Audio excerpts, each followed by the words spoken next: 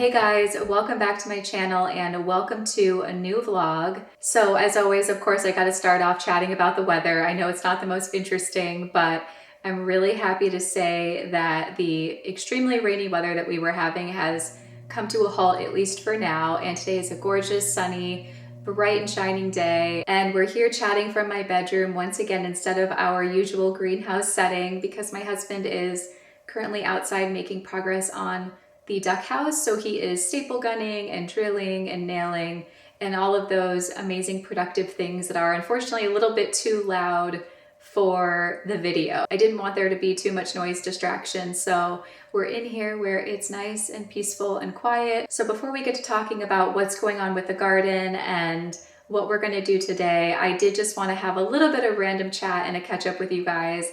So first order of business, let's talk about the finale of Outlander. I don't know if you guys are fans of Outlander or have seen it or have read the books, but I was introduced to Outlander through the TV series first, which I feel kind of regretful about because I do wish I would have read the book series first to really get acquainted with the storyline and the characters before I watched the TV show, because as we know, TV shows aren't always identical in their portrayal of the plot. So I'm not 100% sure the ways that the book and the series fully differ. And I have started the series on Audible. I'm on book 2 right now.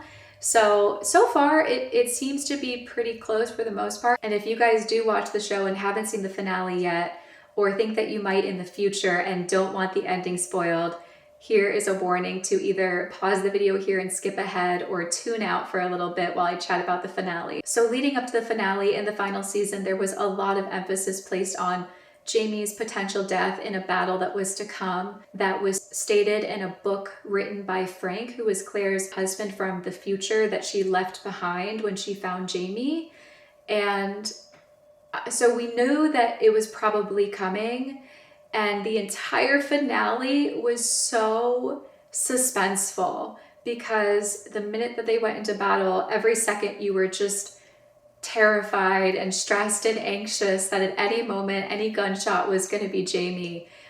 With Outlander specifically, and a lot of other shows that are like this, you do really get invested and attached to the characters, and that is me. The way that the show is written makes it very easy for you to develop a deep parasocial relationship with Jaime and Claire. So I was very much worried about Jaime dying. So zoom ahead through the entire battle and Jaime makes it, and at first you feel a sigh of relief wash over you, like, oh, he made it, and maybe everything Frank said wasn't true. But I think deep in my gut, I had a feeling still that that wasn't going to be the case and that something still was going to happen. So Claire kind of leaves and walks away to tend to wounded soldiers, and pretty much the minute she turns her back, of course, the captain, or I guess the leader of the other troop that they had taken prisoner, shot Jaime, and it was a fatal gunshot. And obviously for the viewer, and as a person who deeply, deeply loves these characters, this is a really devastating thing to watch. And you're devastated for Claire, you're devastated for Roger,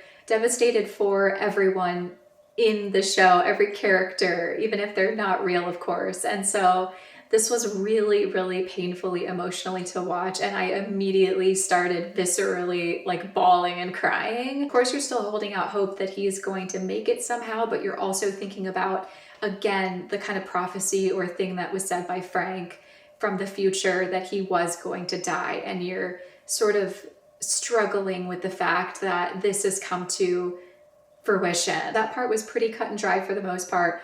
But now this is where things start to wander into the territory of being speculative and not as cut and dry towards the end. So obviously, unfortunately, Jaime does pass from the fatal wound and Claire is not able to treat him. She lays there beside him, grieving, unable to move and get up and leave his side for days, it seems like. And then something really unexpected and surprising and shocking happens, where just before they're about to finally pack up his body to deliver him back to Fraser's Ridge for a proper burial with his family and his daughter, they pan back to Claire and Jaime, and Claire has bright white hair, so her hair has gone fully white. She seems to be sleeping or resting beside Jaime, and all of a sudden they take a shared audible breath and they're both awake. So Jamie has come back to life. At first, I didn't really know what to make of this scene,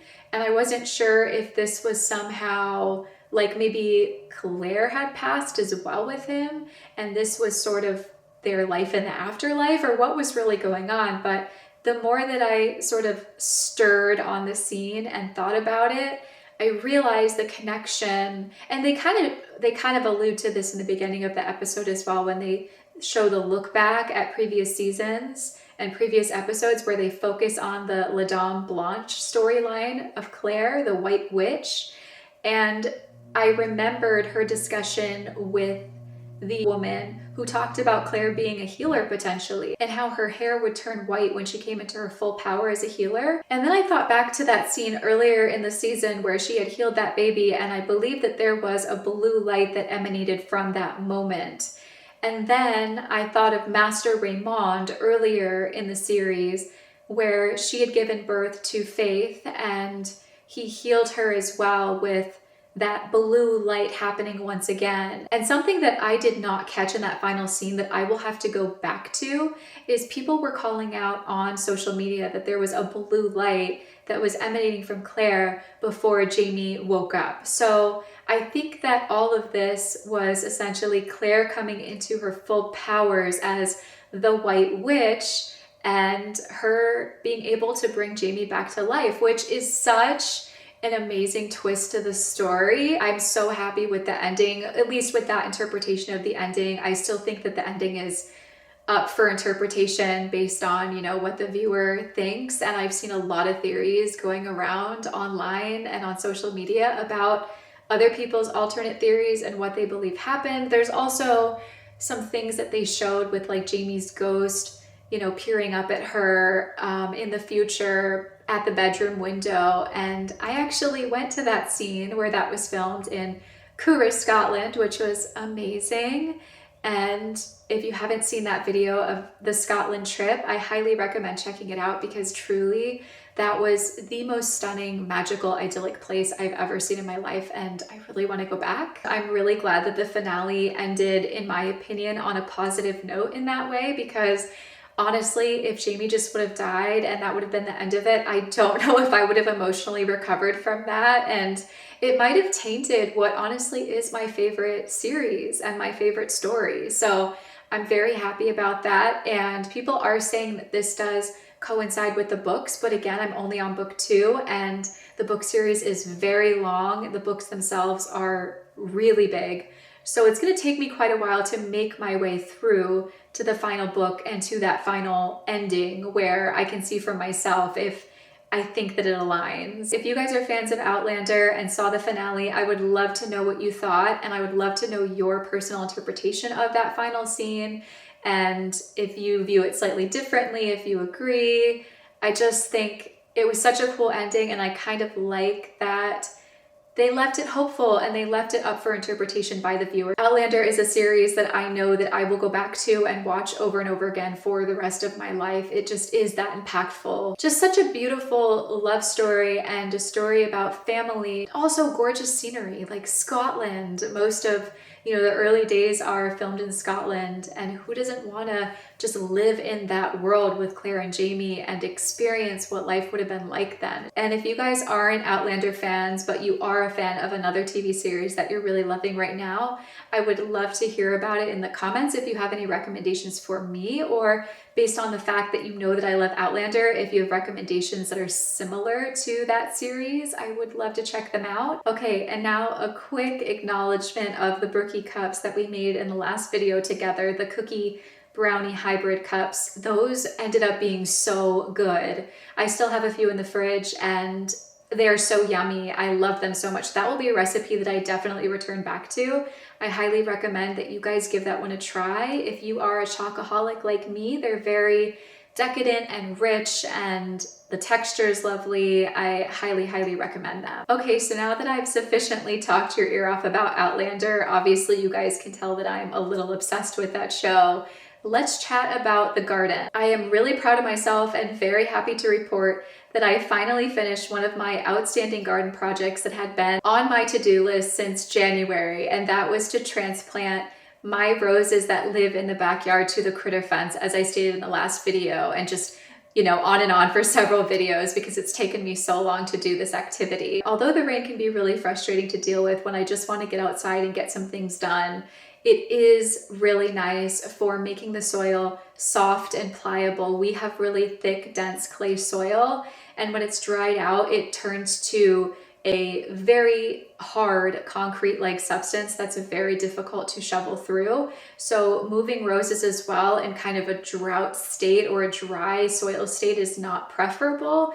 So having that long rain that we did really allowed me to get in there and dig up the roses and transplant them in an ideal, I guess, climate so that they weren't drying out. So all of the roses except for, I believe, just 2 have been moved out of the yard and into the critter fence. One of the roses that I did keep out there is the David Austin Harlow Carr that's planted beside my greenhouse that you saw in the last video. Reason being because I want that area to be a dedicated bed. I've showed you guys before many videos ago that another one of my outstanding garden projects, or so many, is I want to make a bed there, and I'm going to line it with brick eventually, but there's of course a stump in the corner which has made it really difficult, but that's a tangent. One of the benefits to having the Harlow Carr rose in my garden is that it is very spiky, and so for that reason I think the deer are less inclined to eat it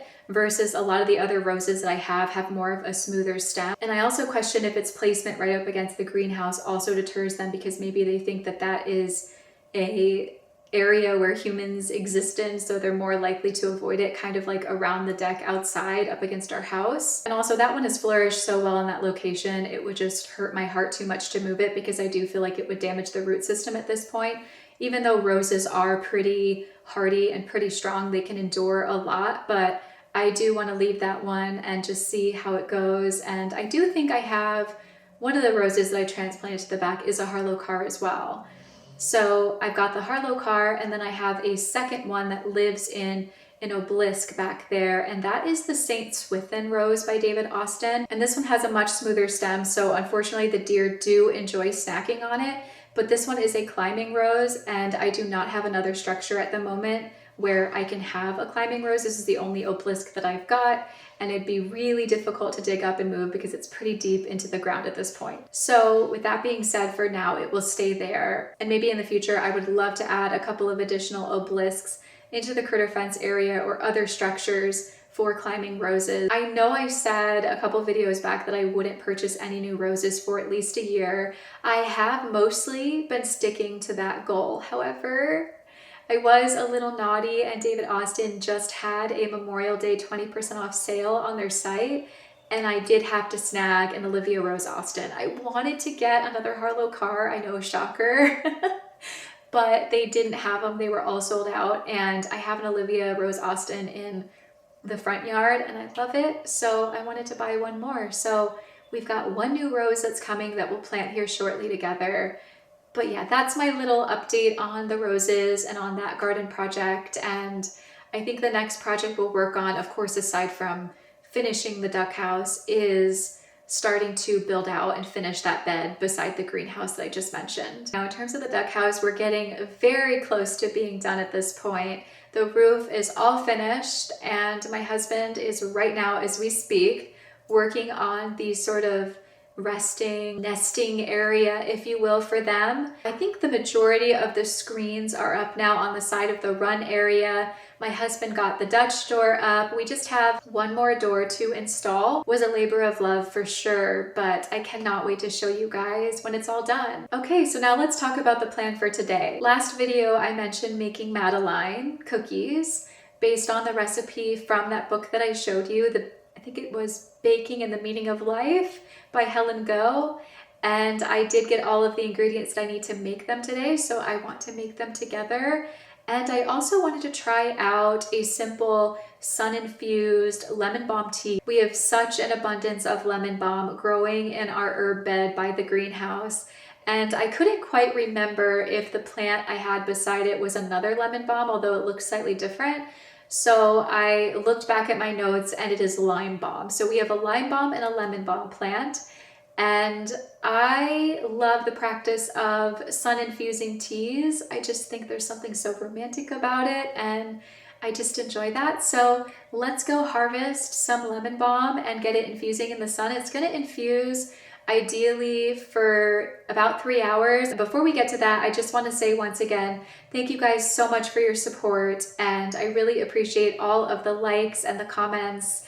And also to the people that have just subscribed recently, thank you and welcome. And I'm so happy to have you. Drop me a comment down below and say hi and tell me where you're from and what your name is. I would love to know more about you, what your interests are, and if you garden, and what shows you like and what you like to do that relaxes you. So yeah, thank you guys again, and let's go outside and do a little bit of gathering, and let's do some baking together. Okay, and just to show you guys what we're going to use for our sun-infused lemon balm tea, I found this at an antique store last year, and it has the most gorgeous etching alongside of it.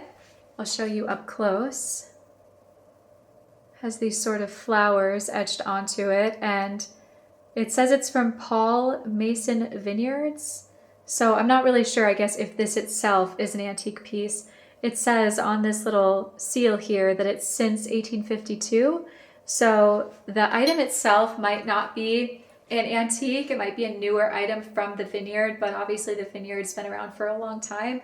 Well, I guess I don't know if they're still around. I'd have to look. But all that to say, this is the vessel that we're going to be using to store the lemon balm leaves in and let it sit outside and infuse for a few hours.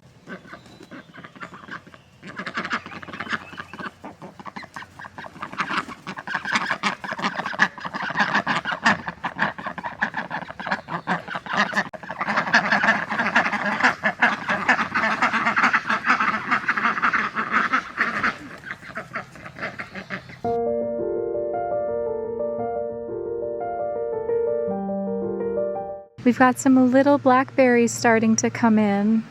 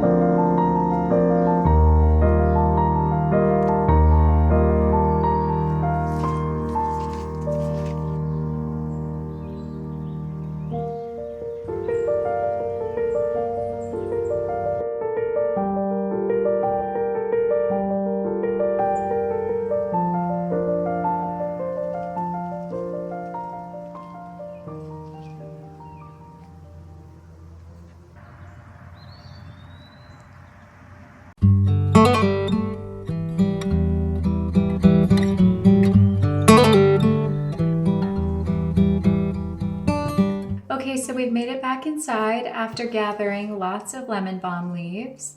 They are already looking a little bit wilted, but I'm gonna go ahead and give these a nice rinse, and then we're gonna get them in some water and set them outside to start infusing in the sunshine.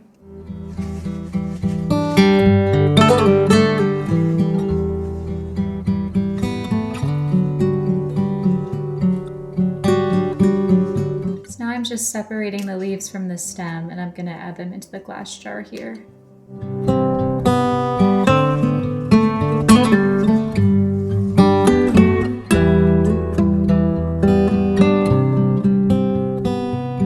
Okay, so our glass container is all filled up with our lemon balm leaves. Let's go ahead and add some water and set it outside to infuse. Extremely random. But before we run outside to start infusing the lemon balm tea, I wanted to show you guys a chocolate that I'm addicted to at the moment that they sell at a local farm shop near me, and it's called Tom Bumble Smooth, and this one is the peanut butter flake candy with chocolate. This is made in Portland, Oregon. I haven't seen it anywhere but this farm shop, and I think they have it on an online website for sale, but it is so good. It's got like a little bit of that crunchy kind of peanut butter texture and then a hint of salt to it and this dark chocolate outer layer. So here's the packaging, and then this is what it looks like. It's so good. If you guys like peanut butter chocolate, definitely recommend this.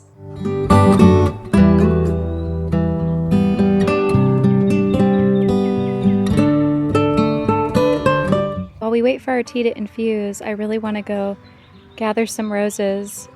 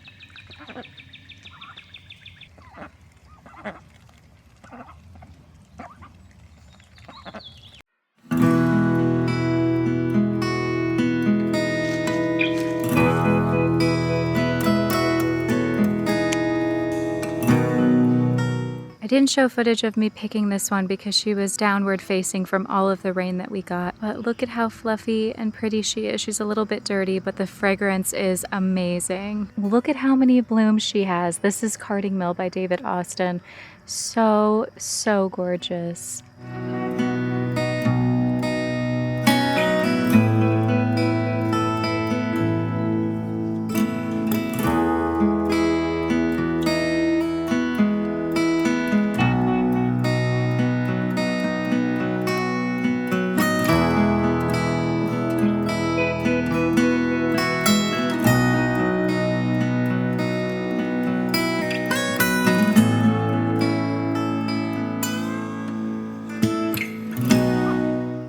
Alright, so we're going to jump right into baking our Madeleine cookies, and as a reminder, I am referencing this recipe from the book Baking and the Meaning of Life by Helen Goh, and we need 1/3 cup of currants. I couldn't find currants, so I do have dried cranberries that we'll be using, and then we need a tablespoon plus 1 teaspoon of either rum, orange juice, or water. I will be using orange juice.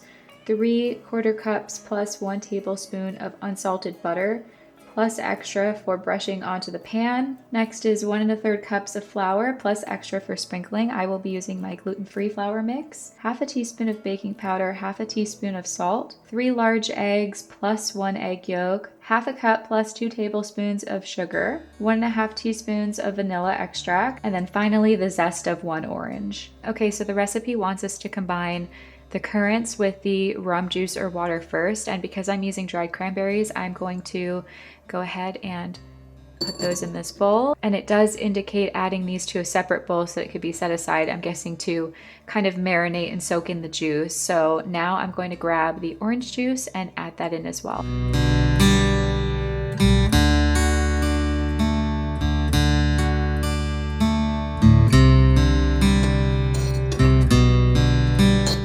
Okay, so now while this is marinating, our next step is to brown some butter, as we did also for the brookie cups that we made in the last video. So I'm going to heat up some butter in a saucepan and just wait until it turns that kind of golden brown and has that rich, nutty scent to it. Now while the butter is doing its thing off camera, and you may be able to hear it in the background doing a little bit of sizzling and simmering, we are going to move on to combining the dry ingredients, and we want to combine the salt, the baking powder, and the flour next.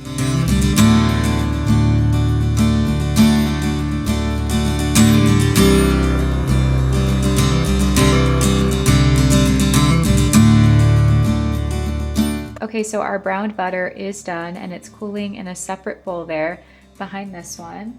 And we're gonna move on to the next part, which requires us to combine the eggs, the egg yolk, the sugar, and the vanilla. And we're gonna mix it on high speed for about 5 minutes until it is fluffy.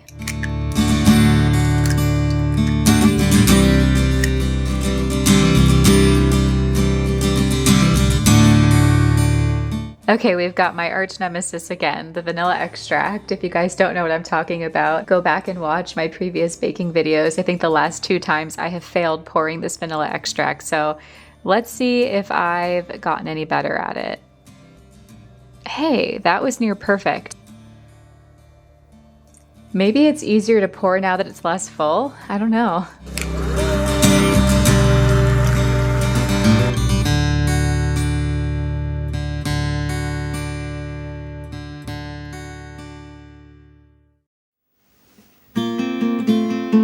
Okay, so now we want to go ahead and combine our dry ingredients into the egg mixture that we just mixed.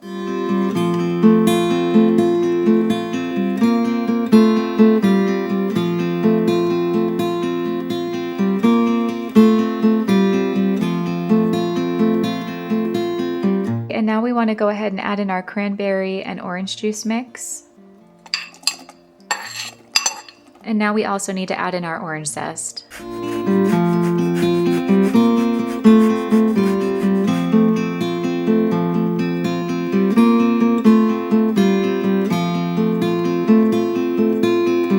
Okay, and now we're going to add in our brown butter mixture.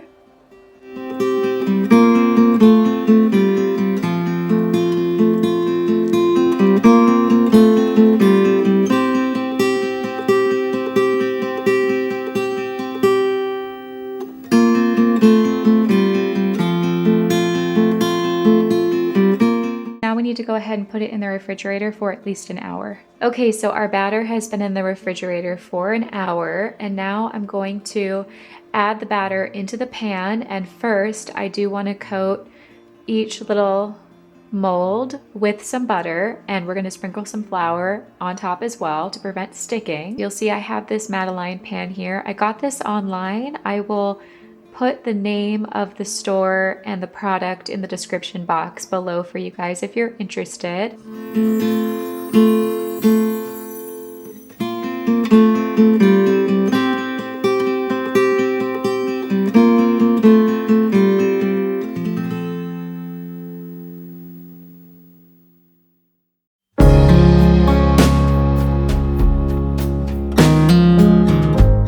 Okay, and now all that's left to do before we bake them is spoon some batter into each of the molds. So this is my first time ever making Madeleines, and I tried to use a cookie dough scoop. It didn't go very well because the batter is quite thick after having sat in the fridge for an hour. So I am going to be scooping it out with just a spoon and then smoothing it and spreading it into the mold using a spatula.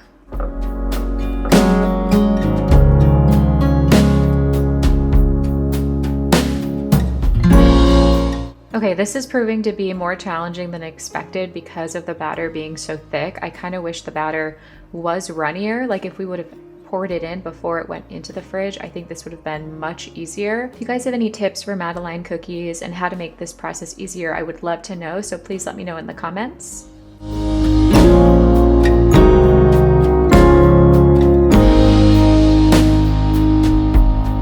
There's definitely gonna have to be some cleanup around the edges of these when they're done, and I think I'm filling them up a little bit too much, but it's really hard to control the batter once they're in the molds. Okay, so I'm not sure if this is gonna help at all, but I am going to attempt to use this little metal salt grater to see if I can scrape along the top and flatten them out a little bit.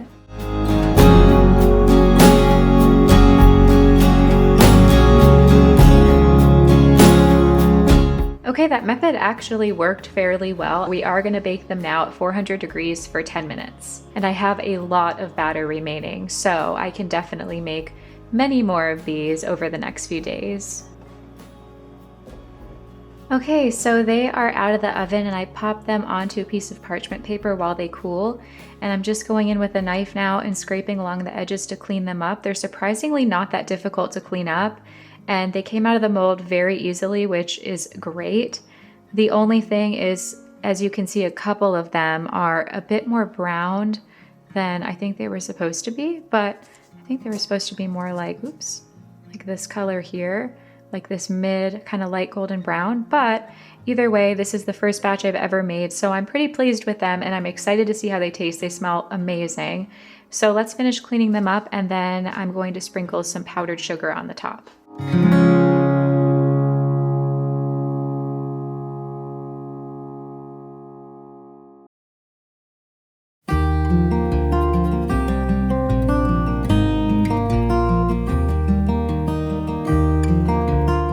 Okay, so here is the finished cookie. I feel like that sort of scalloped shell shape that they're supposed to have could have been a little bit better defined, but I had somewhat of a hard time getting the batter into the mold evenly, so I'm sure that's why. But yeah, let's go ahead and give them a taste. I do really like that orange zest flavor in here. They're so good.